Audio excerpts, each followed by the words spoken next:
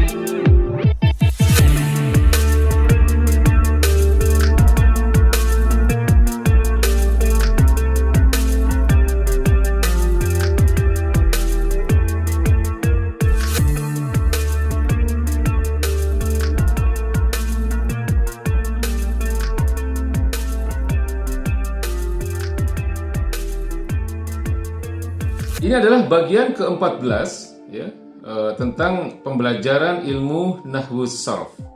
Di bagian ke-14 ini kita akan bicara tentang mubtada wal khobar. Apa yang disebut dengan mubtada dan apa yang disebut dengan khobar.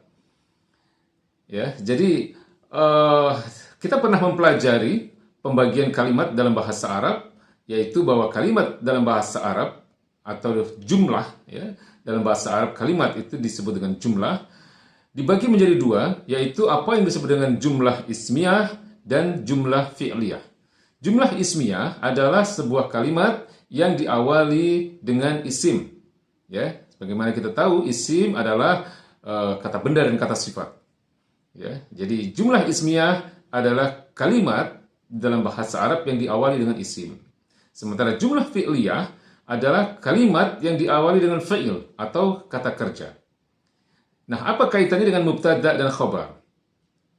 Ya. Nah, jumlah ismiyah adalah sebuah kalimat yang membutuhkan dua unsur pokok di dalamnya. Ya. Nah, dua unsur pokok ini yang pertama disebut dengan mubtada, yaitu isim yang mengawali kalimat. Ya, atau isim yang terletak di awal kalimat jumlah ismiyah. Ya, ini disebut dengan mubtada. Kemudian khobar. Ya, khobar adalah unsur pokok kedua dalam sebuah kalimat yang termasuk jumlah ismiyah. Ya, khobar yang secara bahasa maknanya adalah keterangan atau berita atau keadaan. Nah, di dalam sebuah struktur jumlah ismiyah sebagai unsur pokok kedua, khobar ini bermakna menyempurnakan sang mubtada, ya, sehingga kalimat itu menjadi sebuah kalimat sempurna, ya, atau yang disebut dengan al-jumlatul mufidah, ya, kalimat sempurna. Saya ulangi, ya, jumlah ismiyah membutuhkan dua unsur pokok. Unsur pokok pertama disebut dengan mubtada, yaitu sebuah isim yang berada di awal kalimat, maka dia disebut dengan mubtada. Karena mubtada itu berasal dari kata ibtada'a yang artinya adalah memulai atau mengawali. Ya. Jadi sebuah isim yang terletak di awal kalimat jumlah ismiyah, dia disebut dengan mubtada. Kemudian khobar adalah unsur pokok kedua dalam jumlah ismiyah yang berfungsi sebagai penyempurna dari mubtadanya sehingga kalimat itu menjadi sebuah kalimat sempurna. Ya, sekali lagi, khobar adalah unsur pokok kedua dalam jumlah ismiyah yang berfungsi untuk menyempurnakan mubtada sehingga kalimat itu menjadi sebuah kalimat yang sempurna atau al-jumlatul mufidah. Nah, contoh, ya, kalimat yang paling sederhana yang bisa kita berikan misalnya al-masjidu kabirun. Ya, al-masjid di sini disebut dengan mubtada karena dia adalah isim yang terletak di awal jumlah ismiyah. Ya, al-masjid disebut dengan mubtada. Nah, kabirun ini disebut dengan khobar. Ya, karena dia menjadi penyempurna dari mubtada'nya sehingga kalimat itu menjadi sebuah kalimat yang sempurna. Ya, jadi mudah kan prinsipnya mubtada' wal khobar. Ya, ini adalah bagian yang paling dasar sebenarnya di dalam ilmu nahwu shorof tentang status dari masing-masing kata ya di dalam sebuah kalimat. Ya.